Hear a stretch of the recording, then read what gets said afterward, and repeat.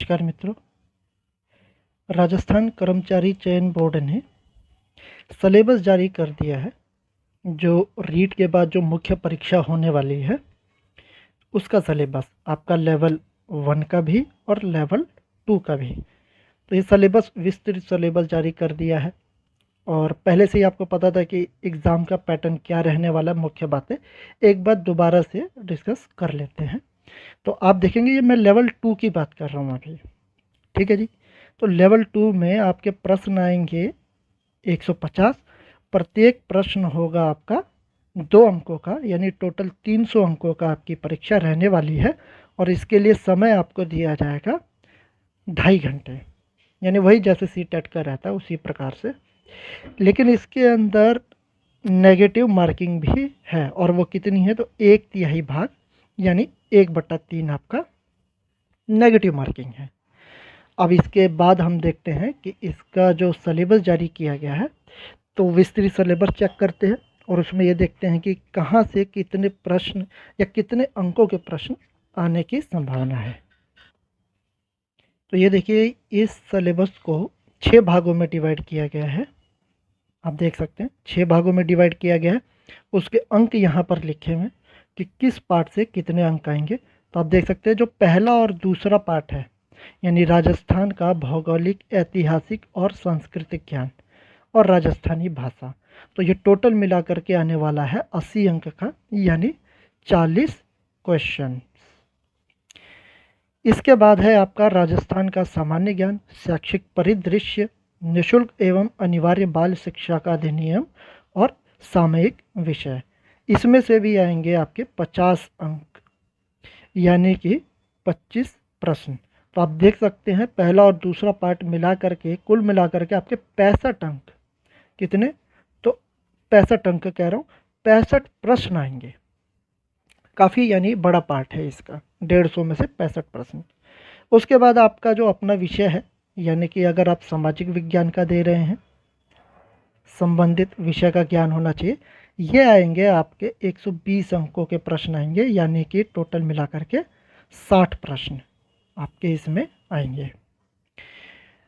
अगर आप हिंदी का दे रहे हैं तो वो जो 60 प्रश्न होंगे वो हिंदी विषय के होंगे। साइंस गणित का दे रहे हैं तो उसके होंगे। उसके बाद आपका आता है शैक्षणिक रीति विज्ञान। तो ये है आपका, जैसे अगर आप सामाजिक विज्ञान का आपका मुख्य विषय है, तो ये जो 20 अंक के जो प्रश्न आएंगे, यानी 10 प्रश्न, ये आपको करने होंगे सामाजिक विज्ञान के जो रीति विज्ञान है, शैक्षणिक रीति विज्ञान जो है, ये आएंगे आपके 10 प्रश्न सामाजिक विज्ञान के। अगर आप हिंदी टीजीटी का देने जा रहे हैं तो वो 10 प्रश्न जो होंगे वो आपको हिंदी के करने होंगे। फिर उसके बाद आता है जो कॉमन है सबके लिए, वो है शैक्षणिक मनोविज्ञान। इसमें से भी 10 प्रश्न आएंगे। और सूचना तकनीकी, यहाँ से आपके आएंगे 5 प्रश्न। तो टोटल मिला करके आपके हो जाते हैं 150 प्रश्न। देखिए खास बात क्या है इसके अंदर, तो खास बात ये है, एक तो देखिए इसका जो कठिनाई का जो स्तर है वो उच्च माध्यमिक स्तर का होगा, यानी 12वीं स्तर का। और जो मैं खास बात ये बता रहा था कि जाहिर सी बात है कि मैक्सिमम विद्यार्थी जो इस परीक्षा को देंगे वो आपका सेकंड ग्रेड का भी दे ही रहे होंगे, उसकी तैयारी उनकी चल रही होगी। तो इसकी अलग से तैयारी करने की अभी हाल फिलहाल में तो कोई आवश्यकता नहीं है। जब आप सेकंड ग्रेड का दे देंगे उसके बाद आपके पास 1 महीने से भी ज़्यादा का समय बचा होगा। और मान के चलिए कि आपकी सेकंड ग्रेड की जो ये तैयारी होगी, यहाँ उसमें से ही 90% आपकी तैयारी ऑलरेडी हो चुकी होगी, ये आपके थर्ड ग्रेड की। तो अलग से तैयारी अभी करने की, इसमें भिड़ने की ज़रूरत नहीं है अगर आप सेकंड ग्रेड की तैयारी कर रहे हैं तो। अब एक बार इसका विस्तृत सिलेबस देख लेते हैं क्या दिया हुआ है। तो अब एक बार विस्तृत सिलेबस देखते हैं लेवल 2 छठी से 8वीं का। तो ये देखिए, ये है आपका पहले राजस्थान का भौगोलिक, ऐतिहासिक, सांस्कृतिक ज्ञान और राजस्थानी भाषा। इसके अंदर आपका राजस्थान का भौगोलिक स्वरूप, मानसून तंत्र और जलवायु, अपवाह तंत्र, उसमें झीलें, नदियाँ, बांध, ये सभी चीज़ें आ जाती हैं।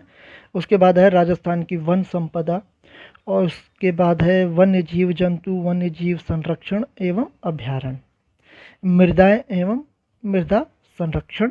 राजस्थान की जो प्रमुख फसलें हैं, जनसंख्या घनत्व, साक्षरता और लिंगानुपात, राजस्थान की जनजातीय एवं जनजातीय क्षेत्र, धात्विक एवं अधात्विक खनिज दे रखा है भूगोल में।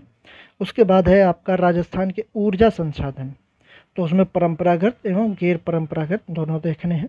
राजस्थान के पर्यटन स्थल देखिए आप, राजस्थान के यातायात के साधन। उसके बाद आ जाता है आपका राजस्थान जो है उसका इतिहास एवं संस्कृति। तो ये देखिए यहाँ पर 5 साइटें दी हुई हैं राजस्थान की जो प्राचीन सभ्यता है उसकी, कालीबंगा, आहट, गणेश्वर, बालाथल और बैराट। तो ये पांचों साइटें के बारे में पढ़ना है।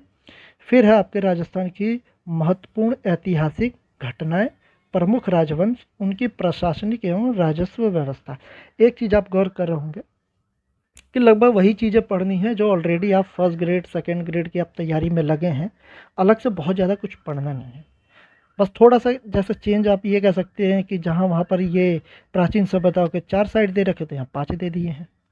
फिर है राजस्थान की स्थापत्य कला, उसमें है आपके किले, स्मारक, बावड़ी, हवेलियाँ।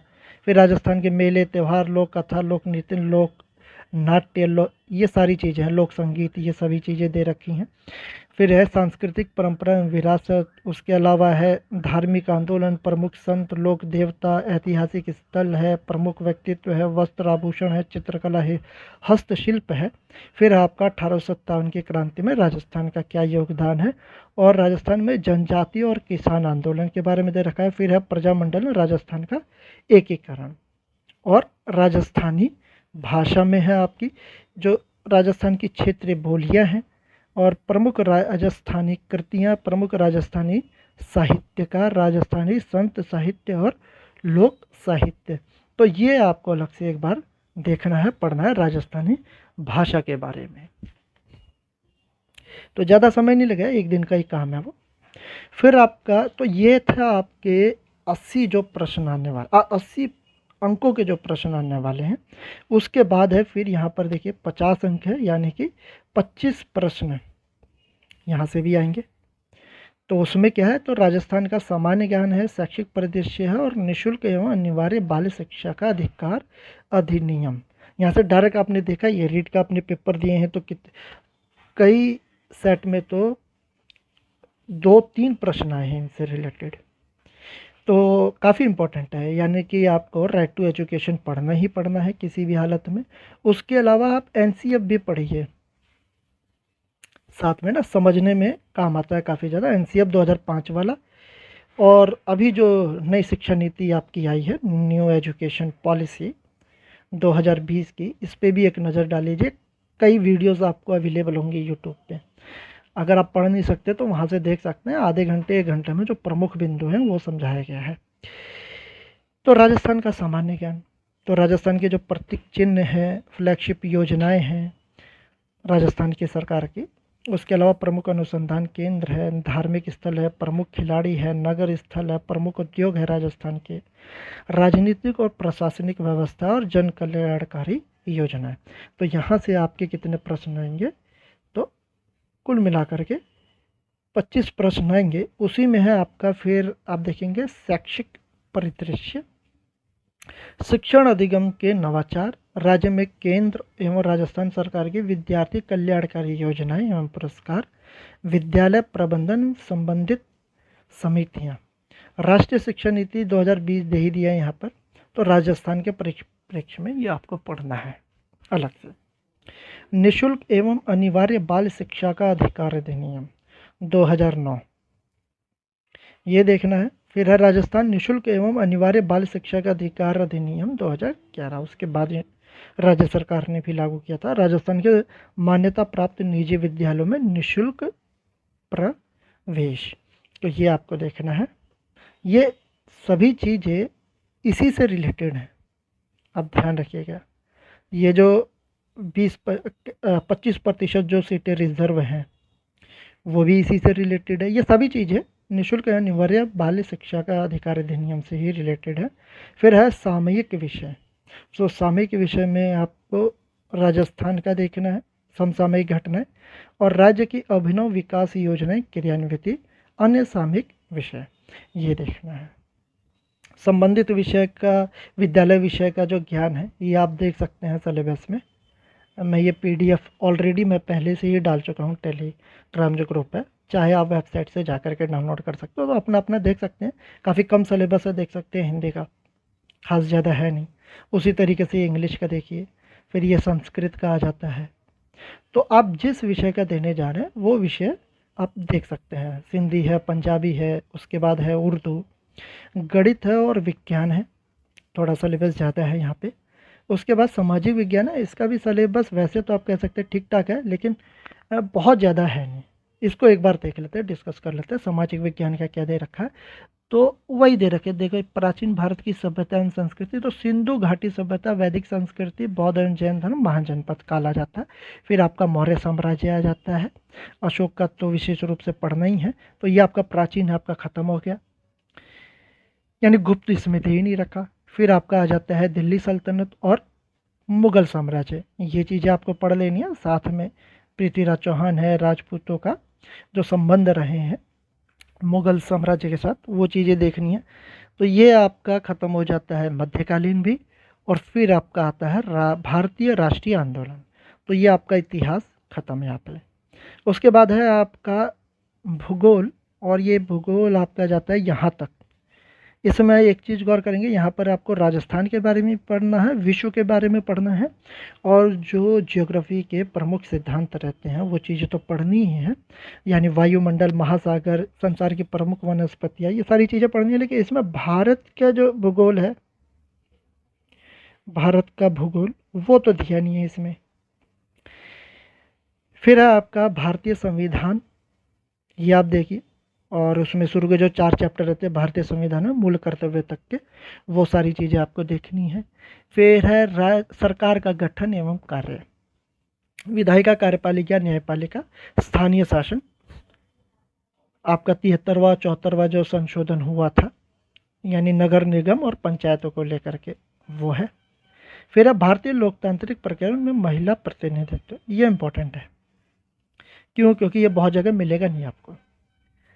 भारत की संघीय व्यवस्था, केंद्र और राज्य संबंध, प्रश्न इसमें आते ही रहते हैं, आज के हिसाब से भी काफ़ी इंपॉर्टेंट है। फिर आपका ये आपका जो पॉलिटी है वो ख़त्म हो गई, और इसके बाद आपका जो शुरू होता है वो आपकी इकोनॉमी। तो भारतीय अर्थव्यवस्था में आप देख सकते हैं, ये सारी चीज़ें देखिए आप। मुद्रा एवं बैंकिंग है, फिर उपभोक्ता के अधिकार हैं, भारतीय अर्थव्यवस्था का जो विकास है, राष्ट्रीय विकास, राष्ट्रीय आय और मानव विकास, राजस्थान में कृषि एवं विपणन। तो ये चीज़ें, तो ये आपका सिलेबस है टोटल मिला करके, जो सामाजिक विज्ञान का सिलेबस है। बहुत ज़्यादा नहीं है, बहुत कम भी नहीं है, कुछ चीज़ें इसमें छोड़ दी गई हैं, कुछ नहीं, बहुत सारी चीज़ें छोड़ दी गई हैं। तो इसीलिए ज़्यादा इस पे आपको अभी फोकस करना नहीं है, इसकी तैयारी पे। जो आप सेकेंड ग्रेड का कर रहे हैं या फर्स्ट ग्रेड का, वो करते रहिए। फिर आपकी शैक्षणिक रीति विज्ञान है, तो लेवल जो 2 है, इसमें जो विषय का आप देने जा रहे हैं उसकी तैयारी केवल करनी है, सारी पढ़ने की ज़रूरत नहीं है। 20 अंकों का ये आएगा, यानी को टोटल मिला करके 10 प्रश्न आएंगे। तो ये हिंदी का दे रखा है, इंग्लिश का दे रखा है, संस्कृत है, सिंधी है, पंजाबी, उर्दू है, और अंत में आपका गणित विज्ञान और ये सामाजिक विज्ञान का दे रखा है। इजी है, आसान है, अलग से आपको अभी फोकस नहीं करना इस पे भी। फिर आपका आ जाता है शैक्षणिक मनोविज्ञान, यहाँ से भी 10 प्रश्न आएंगे। देखिए सब चीज़ें वही हैं जो ऑलरेडी आपने सीटेट की तैयारी के समय पढ़ी हैं, फर्स्ट ग्रेड सेकंड ग्रेड के समय जो पढ़ रहे हैं, उससे बाहर कुछ है नहीं इसमें। और फिर आपका आईसीटी आ जाता है, ये भी आप पढ़ ही रहे हैं, जाहिर सी बात है, इस यहाँ से भी 5 प्रश्न आएंगे ही। तो ये कुल मिलाकर के आपका जो सिलेबस है वो विस्तृत सिलेबस दिया गया है, बहुत ज़्यादा सिलेबस नहीं डाला गया है, यानी कि 2 महीने की तैयारी इसके लिए पर्याप्त है मेरे हिसाब से। अगर पहले से आपकी तैयारी चलती आ रही है, और सीटेट कह रहा हूँ, आपने रीट का जो एग्ज़ाम दिया उसकी तैयारी आपने अच्छे से करी है, तो ज़्यादा चिंता का विषय है नहीं इसकी तैयारी को लेकर के। हाँ, लेकिन कंपटीशन टफ है, तो इस वजह से आपको अपनी तैयारी को और पुख्ता करना होगा। हाँ, इसके लिए मेरा जोर हमेशा एक ही बात पे रहता है आप फोकस कीजिए NCERT। इसमें बहुत ज़्यादा फैक्ट है नहीं, लेकिन जो फैक्ट दिए हुए हैं उनको बिल्कुल आपको समझ करके साइड में लिख लेना है। हर चैप्टर से बहुत कम फैक्ट मिलेंगे, लेकिन वो आपको रखना है अपने साथ में। एक चीज़ और है, अगर आप नोट्स नहीं बनाना चाहते NCERT का, तो एक मैंने वीडियो बनाया था, उसका लिंक डाल दूँगा। तो एक वेबसाइट है, वो जो दिल्ली गवर्नमेंट है उसकी एजुकेशन एजुडेल करके वेबसाइट है, वहाँ पर एक लिंक दिया है जिसके अंदर सभी विषय के आपको नोट्स मिलेंगे, 9th to 12th के।